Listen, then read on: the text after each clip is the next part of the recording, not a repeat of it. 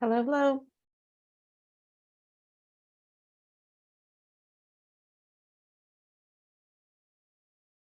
Looks like I'm Corinne tonight. Okay. All right, Corinne, nice to have you. How's everyone doing? Doing well. Very good. I'm excited about this tonight. Not that I have been other nights, but the other nights I was traveling and tired, and so I've got more energy here. So you have a video ready to go for this I one? do. I have it all ready. So yeah, I'll need a little bit of leeway time to click over. Okay. So I see you have some fill-in stuff there, so that'll be great. Yeah, I forgot to send the script to you, but I'm gonna mention for next week, we're gonna start getting into George Gilder's book, so that'll be kind of the cue for the video. Oh, that's right. I didn't put a copy in for it, but okay, we'll just mention it. I think I'll have an image of Bitcoin, but that's okay. Okay. It's red. Okay, I'll look it up. So my background's not making it possible. Well, Julie, I thought that was your house, but that's That's not. not. Lee and I are in the same, we call it the CC Cafe. There you go.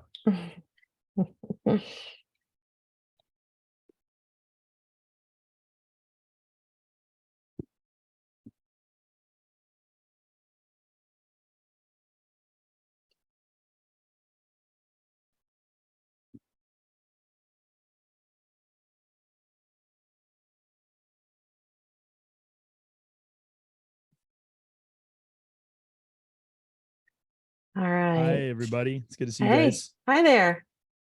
It's so funny. I was talking, but I had myself muted and didn't realize it. So I was like, oh man, everyone's ignoring me. Yeah. That's so funny. Well, about to get started. Is it 8 yet? It is 8. All right, let's I'm go. hitting go. This is Unfragmented, inspired by Colossians. For by him were all things created, that are in heaven and that are in earth, visible and invisible, whether they be thrones or dominions or principalities or powers. All things were created by him and for him. And he is before all things, and by him all things consist. Join our book club as we pursue a more consistent Christian life.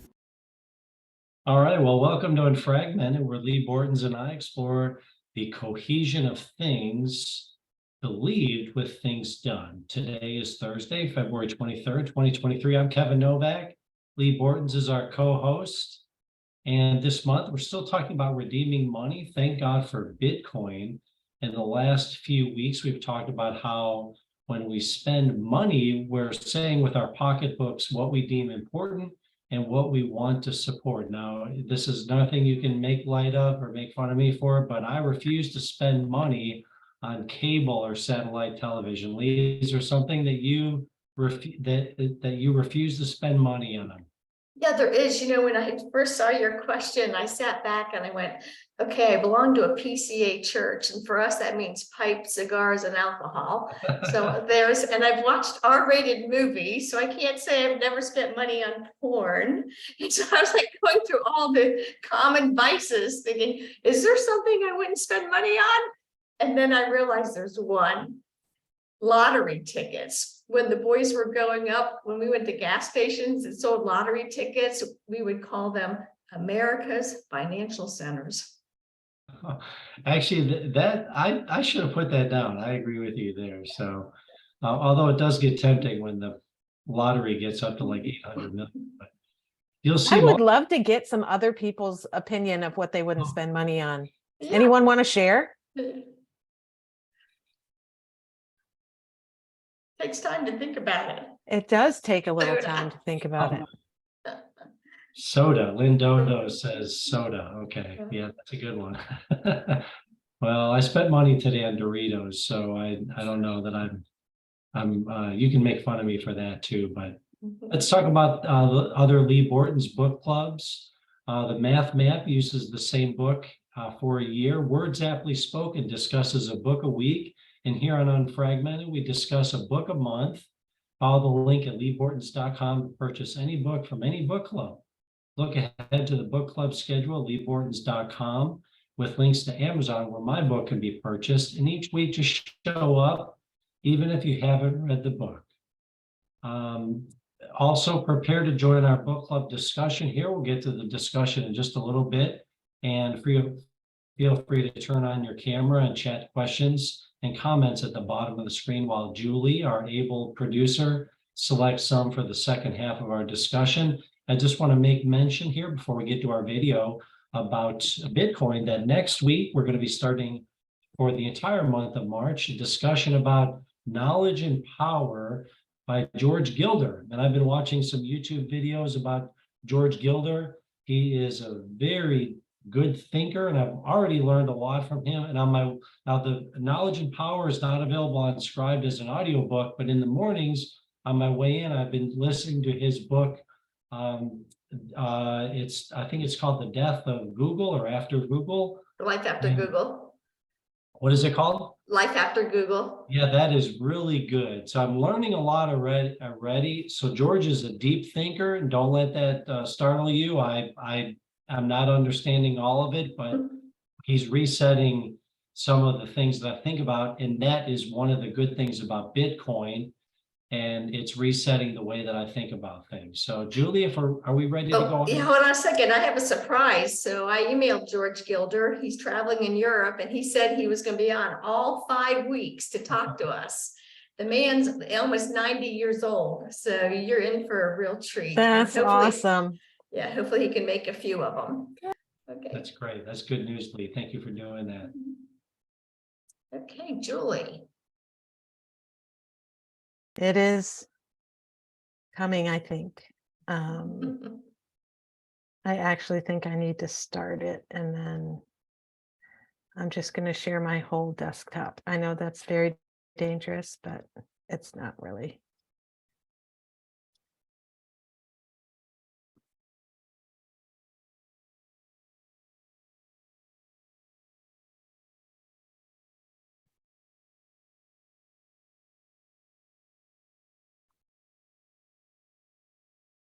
So for those of you who don't know, Matthew Weathers is a friend of Classical Conversations and is a math teacher. And so I just really appreciate his videos.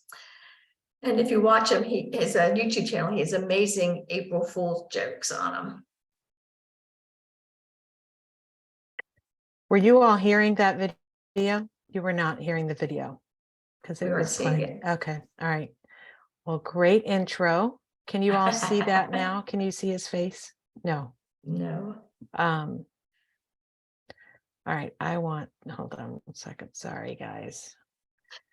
That's okay. If you want a minute, we can go on to the questions we have. Well, it's just a matter of showing. No, it's doing it right now.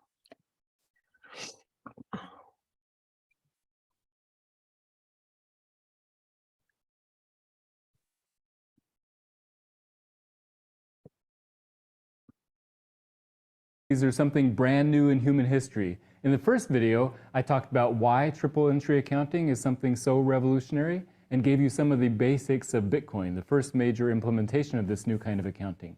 In this part 2, I'll tell you about some of the other kinds of cryptocurrencies and talk about whether you should buy some. I like to use the analogy of the beginning of the internet in the 1990s as an instructive example of where we could be now and what the future might look like.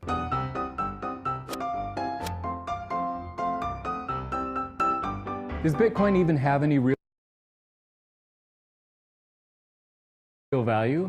Remember from part 1, Warren Buffett said that its value is? But in terms of value, zero. But Michael Saylor, the CEO of MicroStrategy, which holds more Bitcoin than any other public company, says this. Bitcoin is the apex property of the human race. There is no property invented in the history of mankind that is better than Bitcoin. Not land, not gold, not silver, not stocks, not bonds, nothing. So who's right? What gives Bitcoin its value? Really, that's a philosophical question we could ask of all money. Just like Paris Hilton is famous for being famous, money is valuable for being valuable. Bitcoin, dollars, gold, or euros, and even those giant stone coins of the Yap people are all valuable because people believe them to be valuable. Scarcity also influences value. Gold and silver are rare and hard to mine. Dollars and euros are also scarce, but governments can create more. The inherent value of Bitcoin comes from its mathematically verifiable proof of digital scarcity. As Reddit user RIP King puts it, verifiable proof of its digital scarcity creates a foundation for the inherent value. The blockchain makes that possible, and people are willing to pay a certain price for that proof of digital scarcity. Current price is largely driven by speculation that this particular digitally scarce protocol will become some sort of base layer for world commerce or storage of value, now or in the future. You can't know how scarce dollars or euros will be in the future, or even gold and silver, I guess. But with Bitcoins and many other cryptocurrencies, it's built right into the protocol, and you can mathematically verify it. Bitcoin is just one of a bunch of different cryptocurrencies. Maybe you've also heard of Ethereum or Dogecoin or others. Let me outline several broad categories for you. Bitcoin is a store of value. In that sense, it's like a bar of silver or gold. It doesn't do anything other than be valuable. And really, all of these currencies can store value. But some can also do more, like run smart contracts. Ethereum, Cardano, Binance Coin, and Polkadot are examples. This is sort of like oil. It's valuable because it's useful for doing something. In this case, for doing decentralized finance, or DeFi, using digital contracts. Making payments is another purpose for a currency, if you need to pay for things at the store or give money to a friend. This is how we use paper currency and metal coins. Nano is the best example of this. There are no transaction costs, and it's almost instantaneous. Kind of like handing you a $20 bill, except that I can do it electronically from a different continent. This was an original goal for Bitcoin, but transaction costs are currently too high and wait times are way too long. No one wants to spend $5 extra and wait up to an hour for the transaction to happen. Now, if you're transferring $4 million of Bitcoin, maybe that's acceptable, but not really for small amounts. Speaking of small amounts, micropayments are another possible use of cryptocurrencies, and this will become more important as the Internet of Things grows. Nano could be used for this, and also IOTA because they have zero transaction fees. Imagine paying car insurance by the mile, or getting paid a tiny little amount each time someone watches your video on Facebook, or listens to your song on Spotify, or likes one of your Instagram posts. Another category is running exchanges. Binance Coin, Uniswap, and Chainlink are examples of this. They facilitate automatic trading between different currencies, usually with no middleman required. And then there are coins that are used for speculation, like the meme coins Dogecoin or Shiba Inu. There are a lot more coins, but I think those are the main broad categories. There are so many. Which one should you invest in? Which coin is going to 100x to the moon for your Lambo money? Well, the good news is that there is a crypto that will go up 10,000% in the next 5 years, guaranteed. The bad news is that no one knows for sure which one it is. Unless you're watching this 5 years from now in the future, you know what it is. But today, in July 2021, I have no idea. I like to use the analogy of what it was like in 1998, which I'm old enough to remember. It was the early years of the internet companies. Let's say that you truly believed in the power of this new thing called the internet to transform the world, and you would have been right. But if you had a pile of cash back then, which company should you have invested in back in 1998? Maybe Yahoo, or Netscape, or Cisco, or Amazon.com, or Excite.com. Some of these companies did do well in the short term. We all know now that the right answer long-term would have been Amazon, but it wasn't super clear back then. And in fact, Amazon didn't even report a profit until 2003, 8 years after it started. Well, the same thing is true now. Let's say that you see huge possibilities in these ideas of triple entry accounting, smart contracts, decentralized finance, and provable digital scarcity, and you think this just could be the future of finance for humanity. Unfortunately, it's not super clear right now which assets and which systems will be most successful. So I don't think I can give you any specific advice. Back in the mid-1990s, we could see the potential of this new thing called the internet. It had been around for 2 or 3 decades, and more people were starting to use it. But we didn't know exactly what it would look like. Some people were predicting that it would change the world, and it sort of did, but slowly. I love the way that Kevin Kelly puts it. Not only did we fail to imagine what the web would become, we still don't see it today. We're blind to the miracle it has blossomed into. The accretion of tiny marvels can numb us to the arrival of the stupendous. I love that phrase, the arrival of the stupendous. And he said that way back in 2005 before iPhones and mobile devices. Since then, we have had an accretion of even more tiny marvels, and not so tiny marvels. Streaming movies, maps on our phones, online shopping, online school. I think the same kind of thing could be happening right now with digital currencies. It's not just the newest fad, it really is something fundamentally different, and none of us have any idea what the future will look like. But it will probably be similar to the beginnings of the internet. Slowly, we'll find more and more uses for this technology, and one day, in a few decades, we'll look back and realize how much has changed. But today, in 2021, we're still at the very beginning. In the early 1990s, some people said the internet was a big deal and was here to stay. They were right. Others said it would just be the CB radio of the 90s. They were wrong. What hardly anyone foresaw was the mobile phone revolution just 15 years away at that point. So we got some things right, other things wrong, and just didn't see other things coming. The same was true with the arrival of personal computers in the 1980s, and you could probably tell similar stories with the inventions of the automobile, of radio, and of TV. So probably it'll be the same with Bitcoin and other cryptocurrencies. The libertarian anarchist vision of completely anonymous monetary freedom probably won't happen for everyone. Just like the internet makes it possible for everyone to have their own printing press and TV station in the forms of a blog and a YouTube channel, but not everyone does. In the same way, cryptocurrencies will make it possible for everyone to be their own bank, but not everyone will. But maybe, partially on the small scale, things will move in that direction, and it'll probably be different in the USA versus India versus Mexico versus Venezuela. The naysayers like Warren Buffett are probably wrong too. Just like the people back in 1995 who said, why on earth would you ever want to buy a book online, pay $5 shipping, and then wait a week or two for it to arrive? You can drive to the neighborhood bookstore and have it in 10 minutes. Well, they're right. No one wanted to do that back then, and we don't now. In fact, you can still drive to a bookstore, but it's probably not in your neighborhood anymore. It's probably 20 minutes away, and they only have the most popular 10,000 books, not pretty much the entire catalog of all books ever. And I said no one wanted to pay $5 for shipping, then wait a week, but that's not quite true either. Not no one. If you were looking for a particular obscure book, or it was worth it to you to not have to drive to the bookstore, ordering on Amazon in 1998 was a good solution. But that's not our experience today. Amazon has consistently reduced the friction and perceived price with a Prime subscription so that when you buy a book, it feels like a good price and it feels like free shipping. And then it arrives in a day or two, or even later that night. The same with Bitcoin or cryptocurrencies. It's a bit inconvenient now, kind of a hassle. I mean, who wants to diligently memorize a 24-word phrase, keep their coins on a multi-sig hardware wallet, and pay $5 every time you transfer funds? No one. Well, not exactly no one. If you're transferring huge amounts, or if you're a crypto-libertarian anarchist, whatever, maybe you do. But that's not likely to be our experience in 20 years. Just like the experience of buying a book online has changed, our experience of using cryptocurrencies will likely get much easier. Today, if someone wants to send $1,000 from New York City to their grandmother in Mexico City, it costs a $30 fee at Western Union and takes a day or two. In 20 years, it will cost less than 5 cents or may even be free and will happen within 10 seconds. In fact, I can do that today, right now, with Nano, but Grandma doesn't use Nano yet, not yet. And if she did, she'd still have to convert it into pesos. Of course, even with Western Union, there's a conversion from dollars to pesos.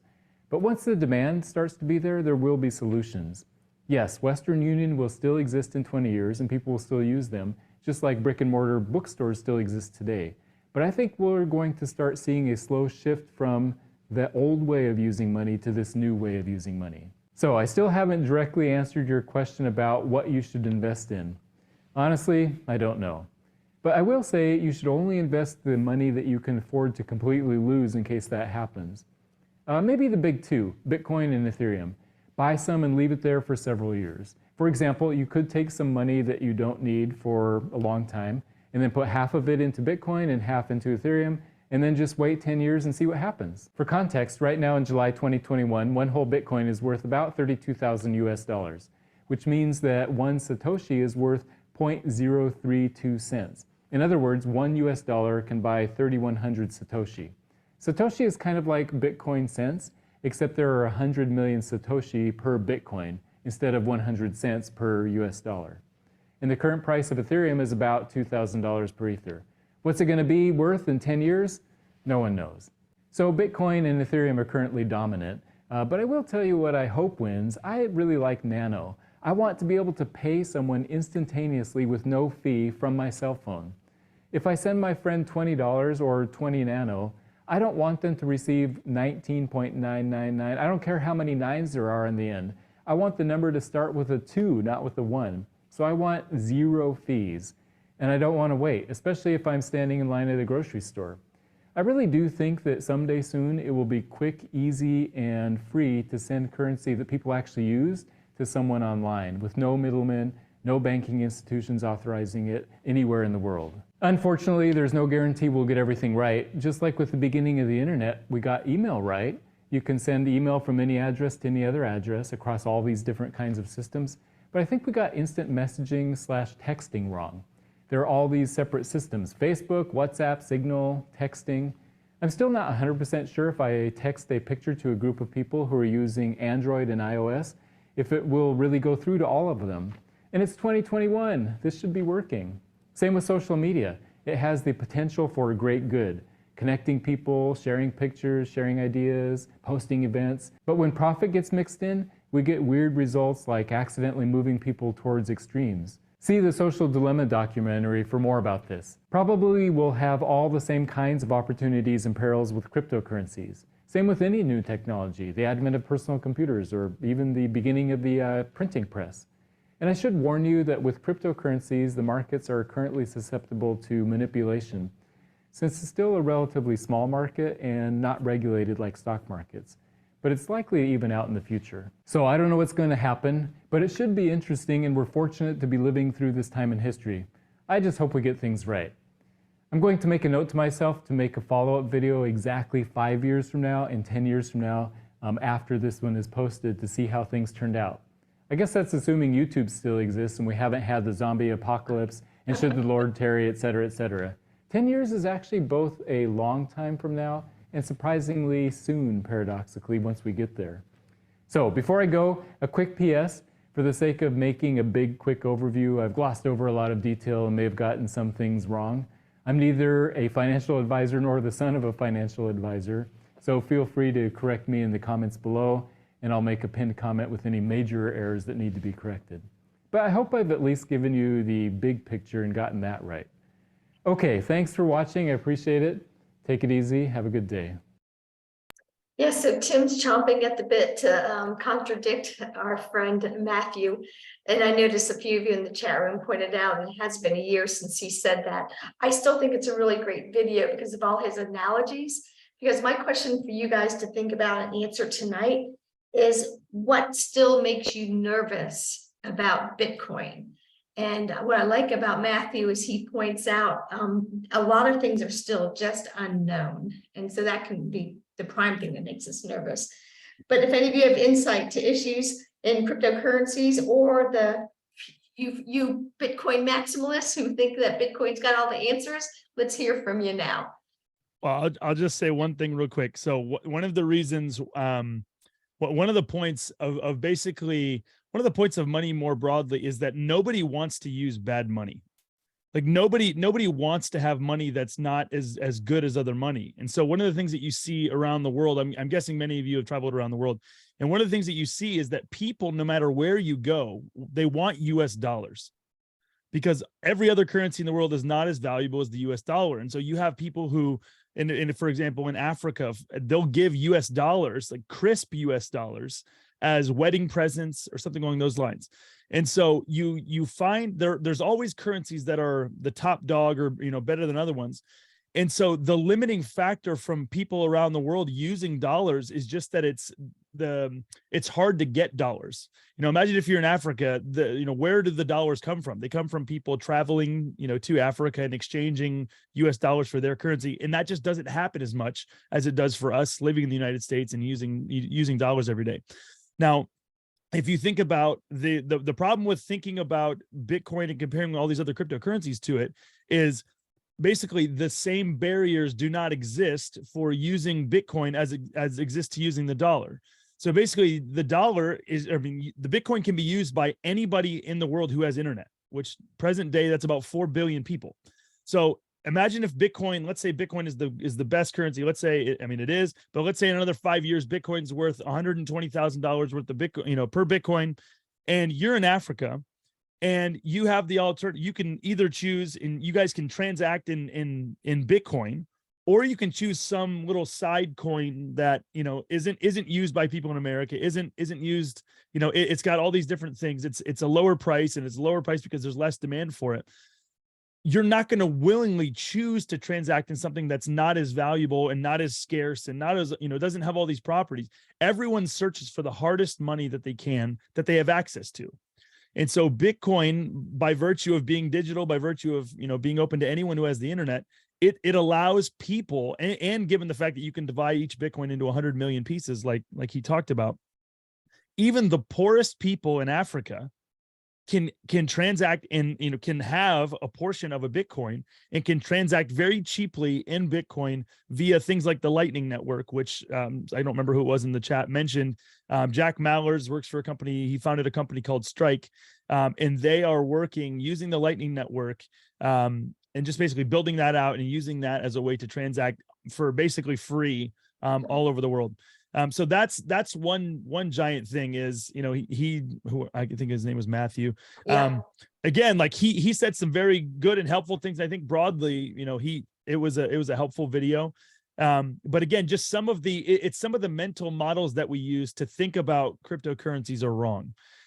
So Lee, I was very impressed with the fact that you used the phrase Bitcoin maximalist. I'm super proud of you for knowing what that is and for using that. I will say, so there's things that are good to be maximalists in, like let's say oxygen. I am a toxic oxygen maximalist. I only breathe oxygen, and then there's other things where it's, there's other things that are around us that there's more variety in. So stocks in bonds and all these things, these are different things that we can invest in. And so the question is Bitcoin in money more broadly, is it more like oxygen, or is it more like a company or a stock or something along those lines? And historically, in just the way that money works, money is obviously it's not oxygen, but it is way more like blood in a circulatory system than it is just one of a number of stocks or companies or something along those lines. Money it's the most saleable good in a society. And so it's something that most of us never even think about. I can almost guarantee you that for most of us, until 5 years ago or 10 years ago, most of us, we'd never really had to think about a currency, about using a currency, or thinking about what is it like to live in a currency outside of the US dollar. And that's purposeful and that's good. We don't want to have to tax our minds by thinking in multiple currencies if we don't have to. And so again, this is another reason why, if Bitcoin continues on the trend that it's on, Bitcoin is going to win. It's already got it's done a lot of the hard work to already get its name out there, to grow. And so, yeah, it's decentralized. Again, one of the other things that he talked about is just with the different currencies is just there's trade-offs. He talked about one called Nano. He talked about the speed of it. And so obviously everyone would love to have speed, but then there's trade-offs that come with that, which is the kinds of security that that it has. And so those are some of the things that we run into. It's not like you get this or this. It's you get this and this at the expense of this. It's that there's always trade-offs. Yeah. So Diane's made the comment that she thinks it's important. It's decentralization. It's one of the most important characteristics. No one is controlling it. I would say that's a Bitcoin fallacy. So if somebody wants to argue against me with that, I'd be happy to hear them. Because at this point, at least right now, we have to convert from the current dollars or money system we're using into Bitcoin. And there's all kinds of possibilities for control there. In fact, it's happening right now. So until we're actually all using one currency that has those features, which I think Matthew's right, we're never going to get to the point where everybody's using the same thing. Yeah. So there's always room for corruption when human beings are involved. Yeah, it's important to clarify what is meant by decentralization. I think that's it's a great point. If you're talking about the on-ramps on and off to trade, the companies where you can trade, exchange dollars for Bitcoin, there are a number of those are very decentralized. And so if a government wanted to run in and basically shut down some of these exchanges, they could. But in terms of the distribution and control over the Bitcoin protocol of changing and forcing people to make changes that would be more advantageous towards a certain group over another, I mean, Bitcoin has proven itself remarkably resistant towards, against even the most powerful and richest players trying to exert pressure to make changes that would be in their pressure. And that would go back to the block size wars in 2017. There's a book called The Block Size Wars that goes into that and explains what that is. But Bitcoin has been remarkably resistant in being able to be manipulated in terms of the rules that actually govern it in a way that literally no other currency, including the US dollar, including every other, national currency has. You have a very small group of people who make decisions, who can turn back transactions, who can do a number of things along those lines. Well, then even you're, saying you're an oxygen maximalist. So it's a good analogy in one way, but the other way, your body requires the oxygen, but other people can pollute it. Sure. Right. They can control it. 100%. So so I just really think it's important because of our reputation with classical conversations and the fact that we educate children, that we let people know that only the Lord's our savior. 100%. And so, right. And so I know that you agree with that. And the other problem I continue to see is the privacy issue, because Bitcoin is transparent. And with the immorality of our country and just fiat currency all around, what in the world are they going to do when they know what we're spending our money on? And that doesn't get talked about a lot, because it's one of the dark sides of what's happening with digital currency. Yeah, no, definitely. So that's why things like central bank digital currencies are a huge problem, which those allow the government to have absolute control over what you spend things on, what where you go. They can deny to let you transact. Like, let's say, your church preaches a certain set of sermons. The government doesn't like that. They can shut you off from being able to give money to, a given church or a given group, whatever it might be.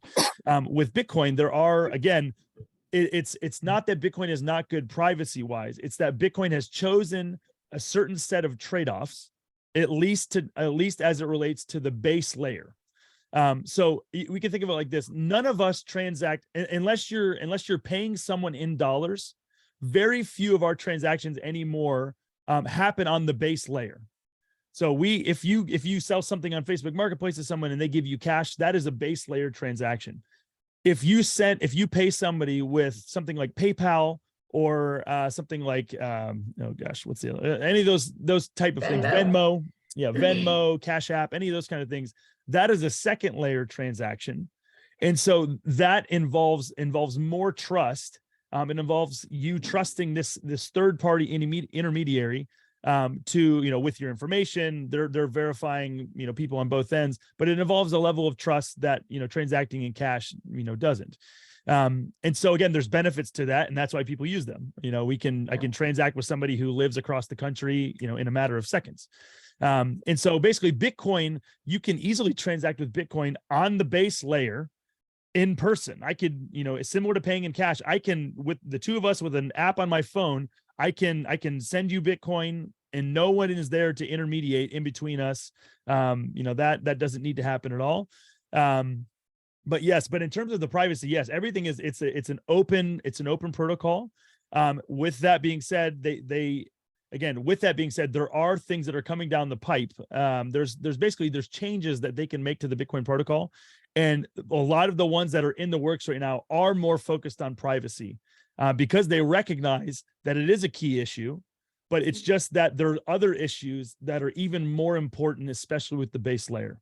There's other issues. Hey, Jordan, I'm going to stop you because people have a question 100%, we need to answer, and somebody else may be a better person to answer too. I don't know who else on tonight. There's a lot of you, so thank you. But there's a few folks that are saying that they still don't even understand what the technology is. And so one thing that I want to point out to everybody while we watch Matthew's videos was he's asking us to trust a math equation, the SHA-256. That's kind of what's underneath of it all. And as classicalists, it reminds me of the whole argument between geocentric and heliocentricity during Galileo's time, because why should the whole world change because of a new math formula that is apparently more accurate and more trustworthy? Well, that's what we're in the middle of seeing right now. And we know back then in the 1500s that happened. It changed all of not just the way we do things, but the way people even think. And so I think this is why it's really important for us as Christians and homeschoolers to be really aware of what's going on and helping to form the questions and form the results of what is going to happen. Just, to not just let like lottery tickets or credit cards or other things that we just kind of get sucked into a system, that we should know what is going on. So I want to know, is there somebody on here who feels adept at explaining what exactly is the blockchain and how does Bitcoin sit on it? And what is this math equation? The technology's hard.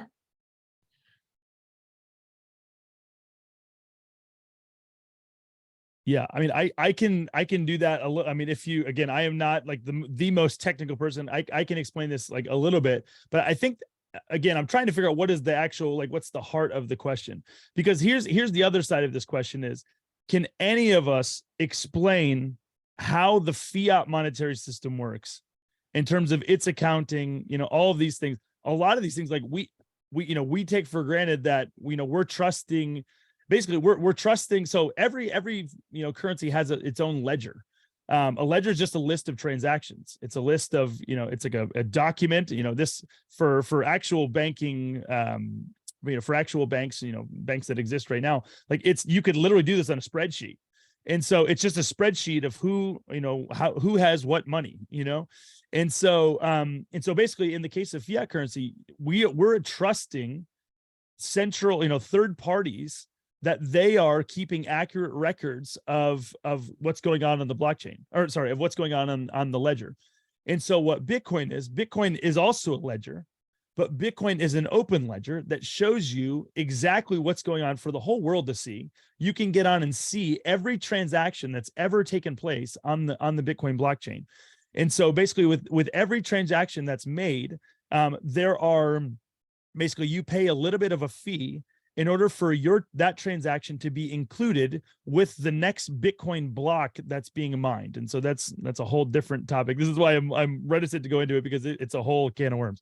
But basically, it works just like the existing banking system does. It has a ledger, but rather than a ledger that has to be verified, and it requires us trusting these, Bank of America or Wells Fargo, whoever it is, the Bitcoin blockchain uses cryptography to provide the same level of security, and even, I would say, an even better level of security than a lot of these fiat banks use.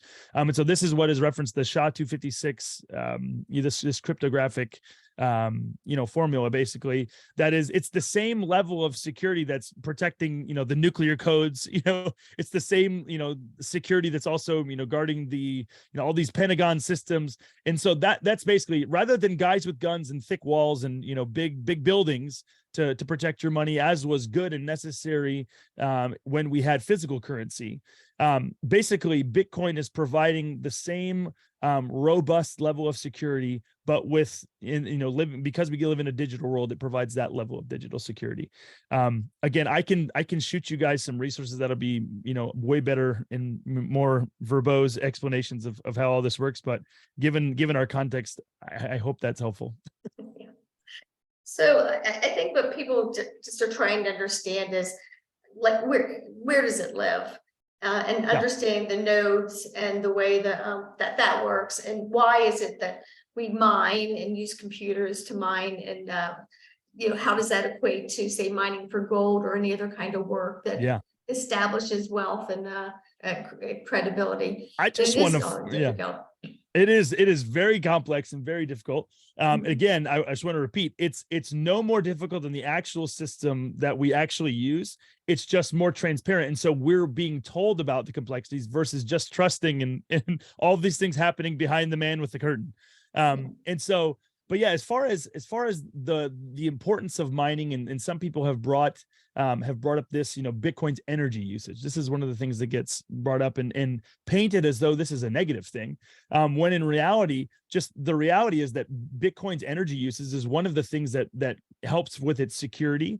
And if you think about what is actually securing, again, anytime we're thinking about Bitcoin, we want to think about what is these similar, what is doing the same function, what is providing the same function in the world, in the system that we actually live in.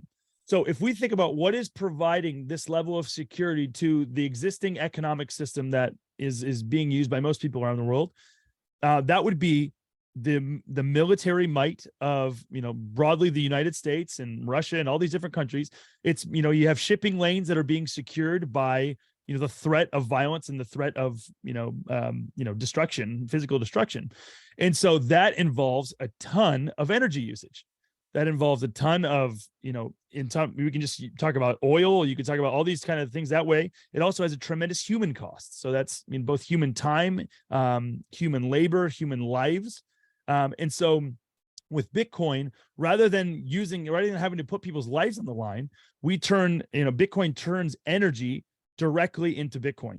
So you have these specialized computers called Bitcoin miners that, you plug them into the wall and they help hash to solve these, or basically they are it's rapidly trying to guess the number, and basically this number that will unlock the next Bitcoin block.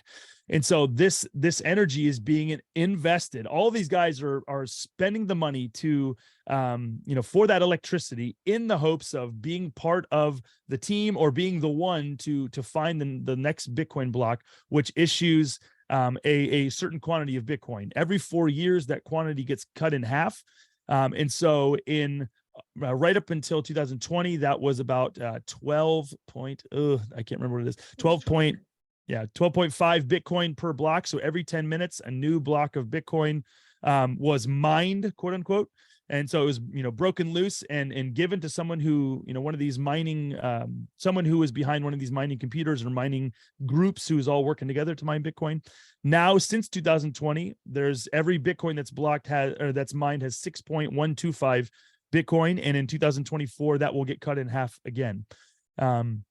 So that's the thing. So basically you're investing money and time into the mining computers themselves, into the electricity, the mortgage for the building where these things are housed.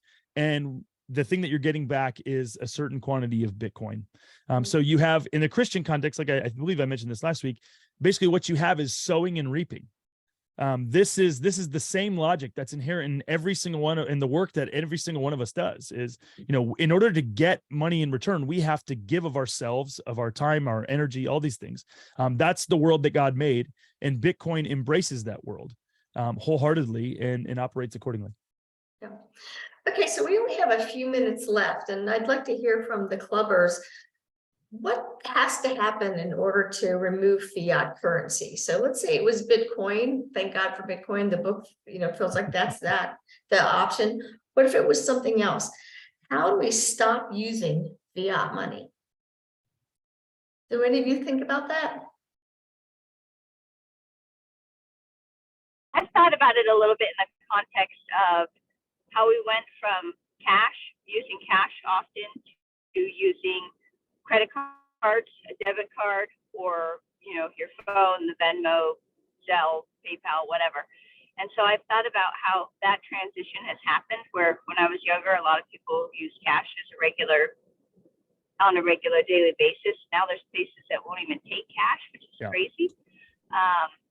And so I think of it as kind of what he was talking about with the 90s, the things we never thought, like buying books online, or how they said, well, Kindle will affect, oh no, there'll never be printed books again, but some people still choose this over this. So I think of our ability to adopt another form of currency, like we talked about with obviously it's the buy-in from the people.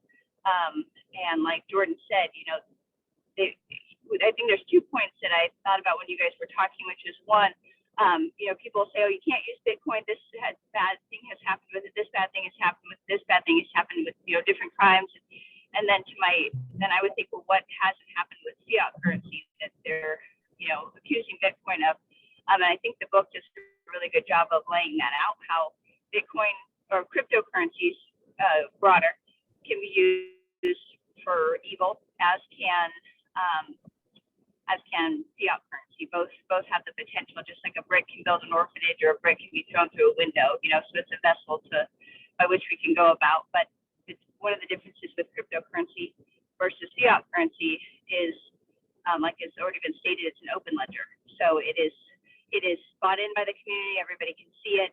I understand what you're saying, Lee, with the lack of privacy to a degree that comes with it, because it is pseudonymous instead of, it's not necessarily anonymous or as clear. But anyways, sorry, I'm getting a little sideways. And you're driving too.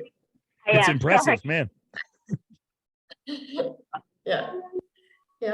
Yeah, and the thing is that the fiat money itself, to me, is immoral. It isn't like you use it for evil or good. It's inherently evil, and that's why we've had the decline of our country.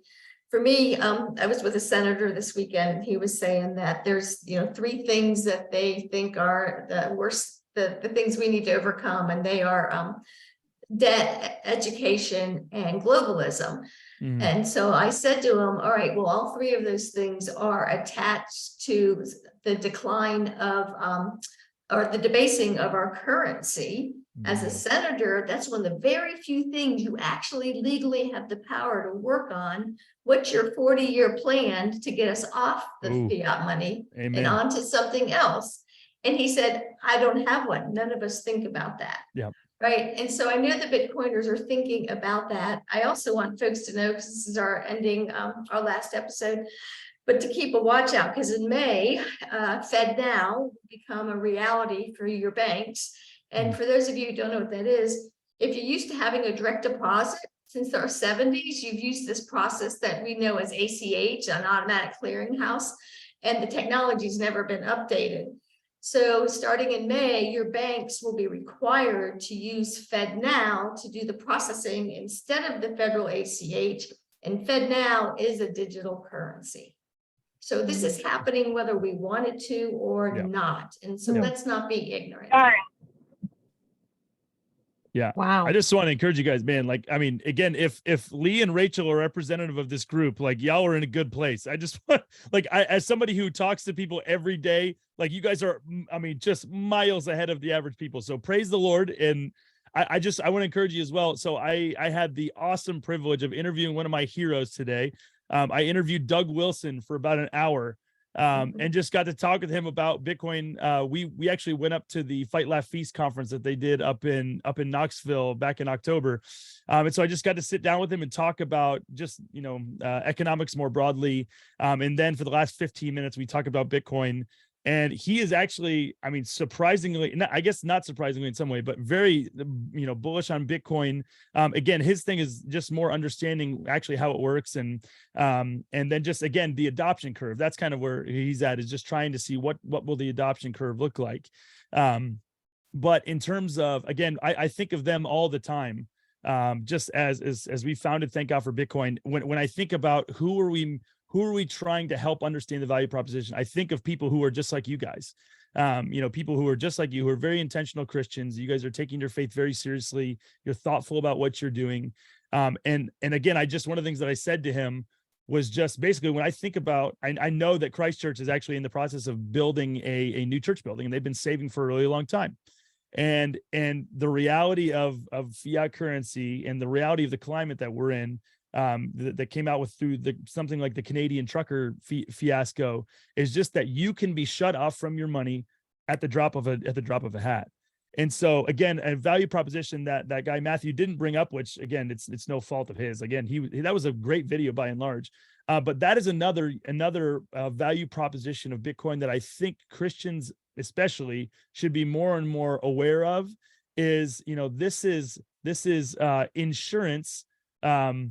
For even if Bitcoin is volatile on a day-to-day basis, it's better to lose 30% it's better to lose 30% and still have 70 than to lose 100% of your access to, to what you have. And so that's just another, maybe conclude. Yeah, well, we're out of time, and that's why I'm reading that book, and I wanted you guys to know about it since the 1916, when the tax reform occurred and the end of the gold standard began. Our money is worth 97% less. Yep. We have been robbed, and I don't want to continue robbing my children. So we need to make a change, whether it's Bitcoin or not. We've got to start understanding the ethics of economics. So be in challenge 1, where we talk about the free market for an entire semester. With that, thanks guys for being here. Thanks, Julie. Thank you, Kevin. Okay. Bye. Appreciate you guys. Jordan, Thanks, thank you, Josh. Kevin. Thank you, Lee. Bye. Take care. Slimes, they're so